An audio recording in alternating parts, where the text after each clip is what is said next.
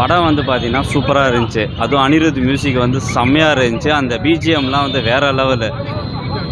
2வது வந்து பார்த்தீங்கன்னா, அமரனுக்கு அப்புறம் சிவகார்த்திகேயனோட படம் வந்து தெரிக்கணும்னா இந்த படம் செம்மையாக இருக்குது. அவரோட ஃபைட்டாக இருக்கட்டும், இல்லை அவர் கதறி அழுவுற சீனாக இருக்கட்டும், ஒவ்வொரு சீனுமே ரசித்து பார்த்தோம். உண்மையிலே ஒரு நல்ல படம். நல்லா இருந்துச்சு.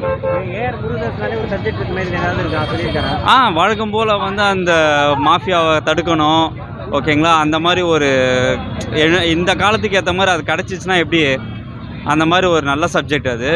துப்பாக்கிக்கு அப்புறம் இந்த மாதிரி ஒரு படம் பார்க்குறோம். முருகதாஸோட படம் செம்மையாக இருந்துச்சு. வேறு லெவல், எக்ஸ்பெக்ட் பண்ணதை விட வேறு லெவலில் இருந்துச்சு. நல்லா இருந்துச்சு.